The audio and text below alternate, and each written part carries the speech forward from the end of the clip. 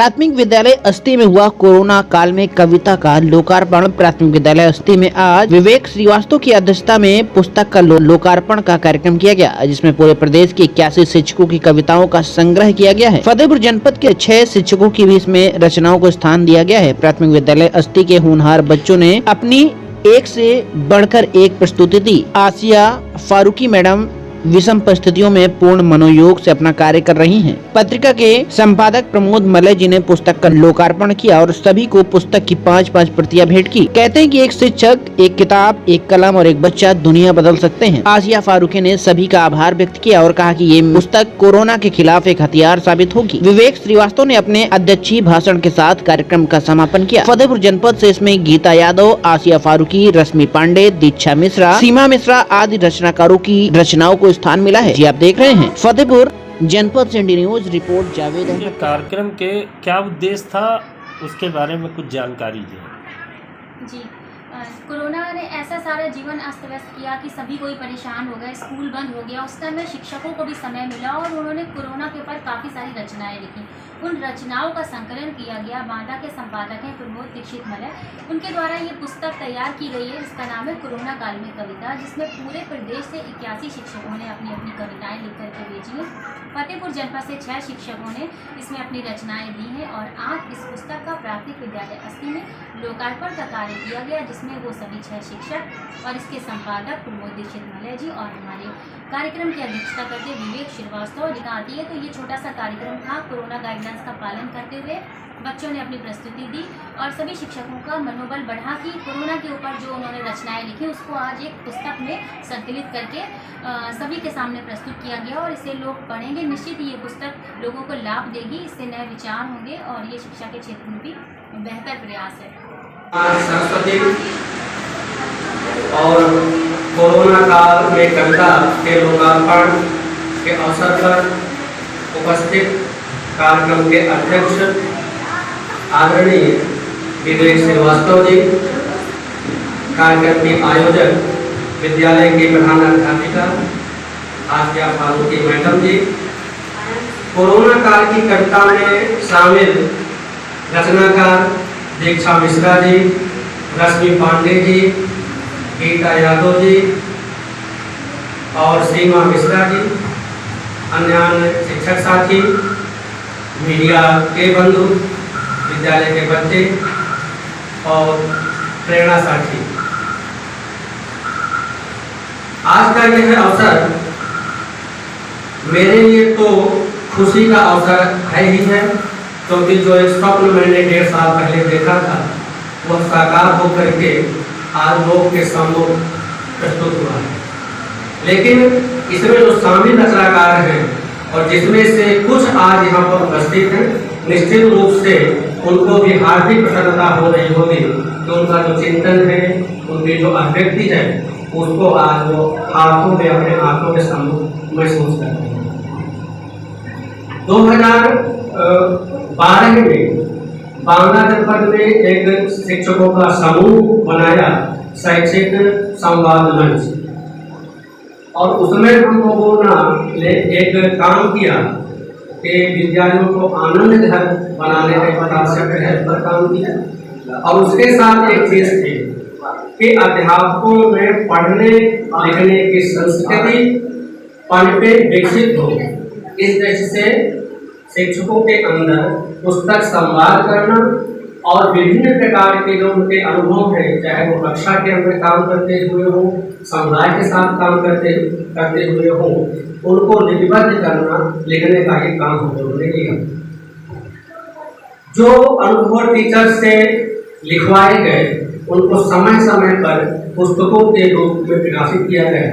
और यहाँ पर बताते हुए मुझे बड़ा हर्ष हो रहा है कि शैक्षिक संवाद मंच द्वारा अब तक 5 पुस्तकें प्रकाशित की जा चुकी हैं।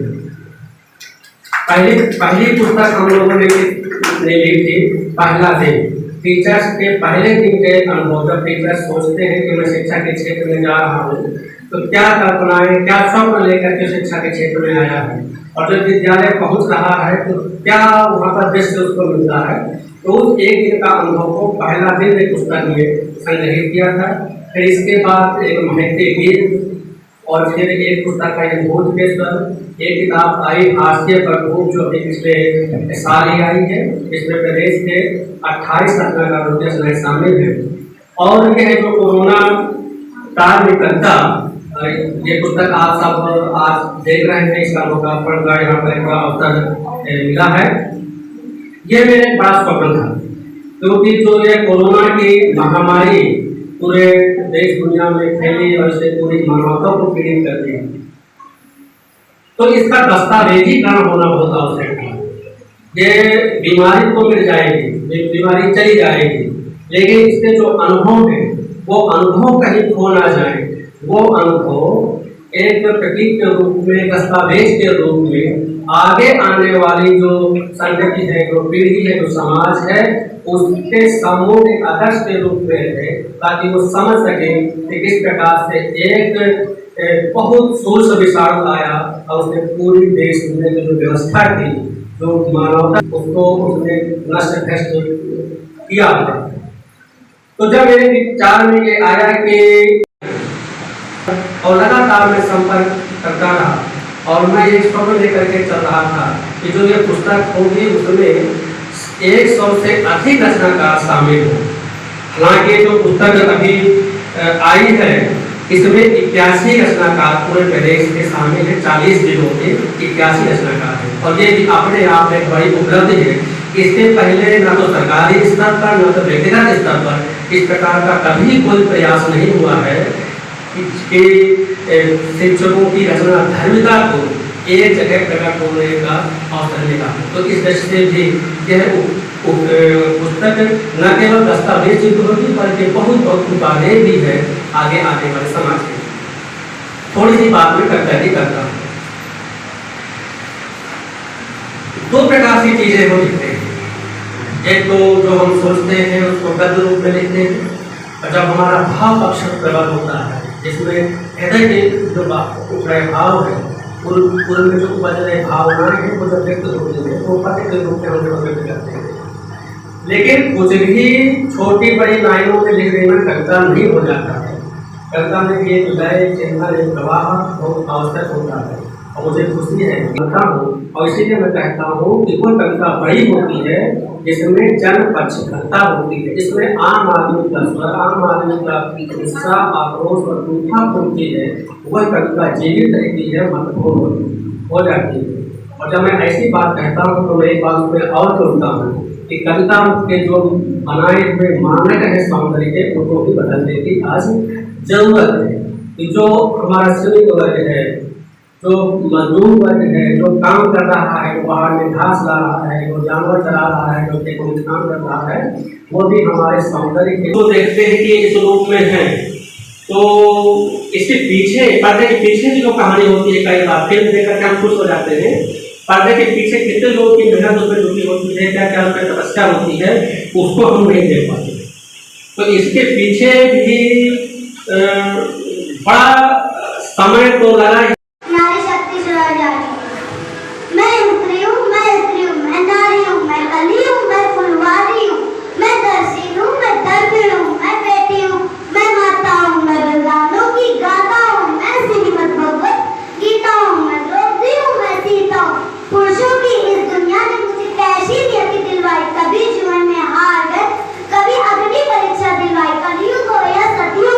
इल्जाम मुझ पर आता है, गली है मेरी सड़कों पर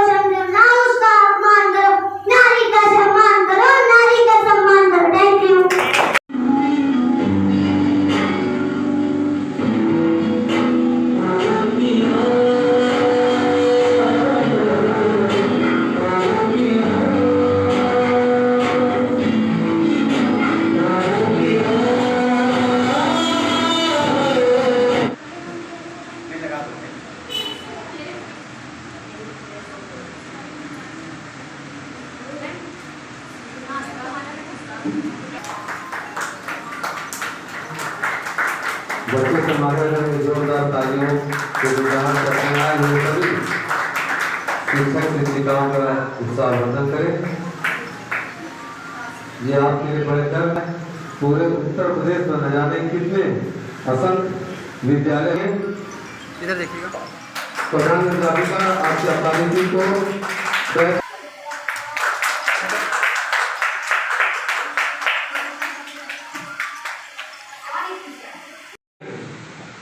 और लगातार मैं संपर्क करता रहा और मैं एक स्वप्न लेकर के चल रहा था कि जो ये पुस्तक होगी उसमें 100 से अधिक रचनाकार शामिल हो।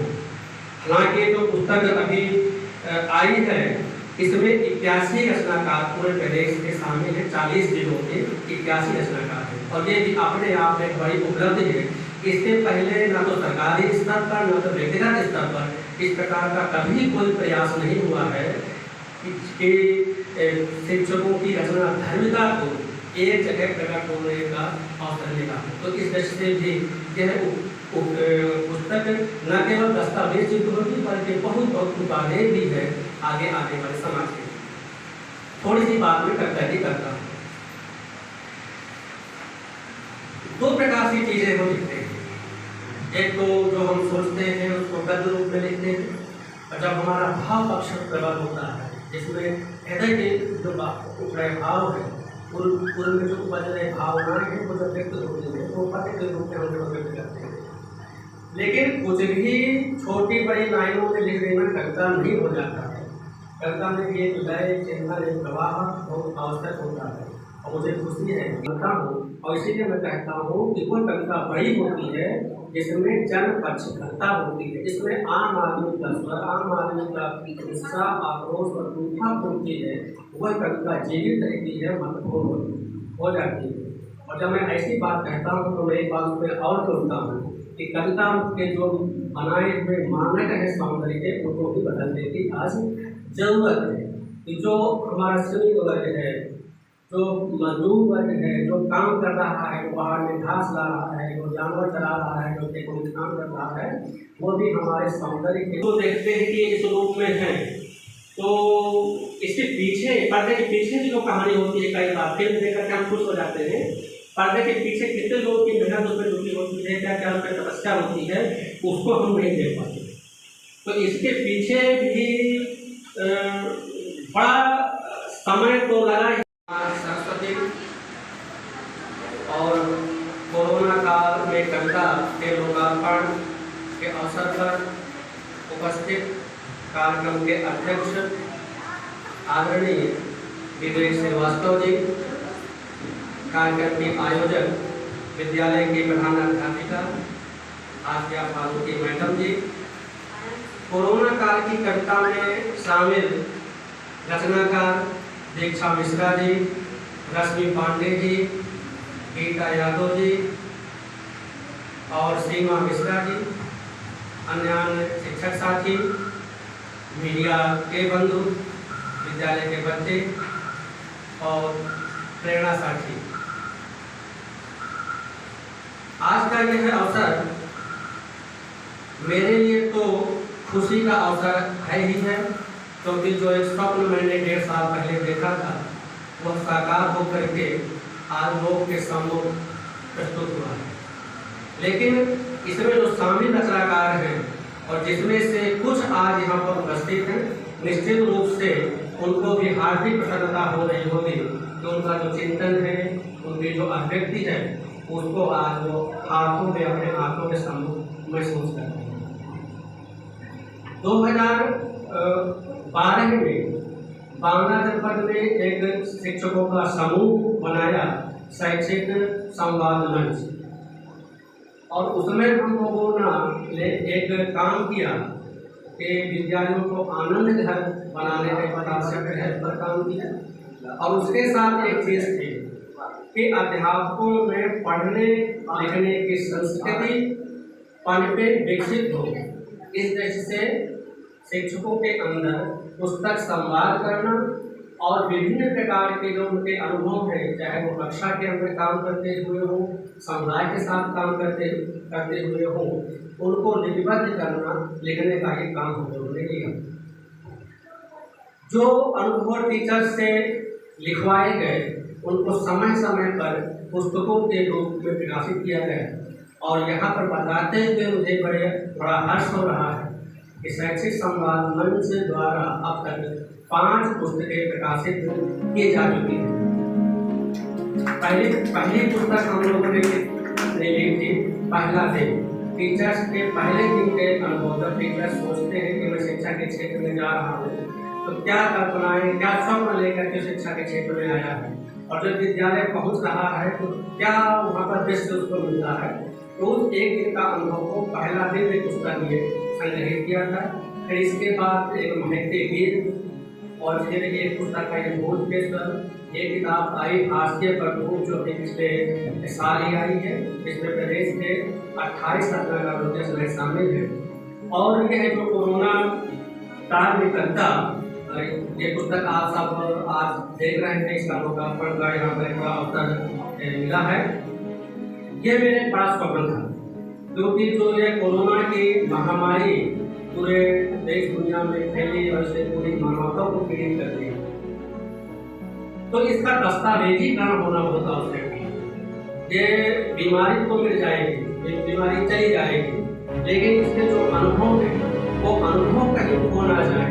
वो अनुभव एक प्रतीक के रूप में, दस्तावेज के रूप में आगे आने वाली जो संगति है, जो पीढ़ी है, जो समाज है, उसके सामूहिक आदर्श के रूप में है ताकि वो समझ सके कि किस प्रकार से एक बहुत सोच विशाल आया और उसने पूरी देश में जो व्यवस्था की जो मानवता उसको उसने नष्ट किया। तो जब मेरे विचार में ये आया कि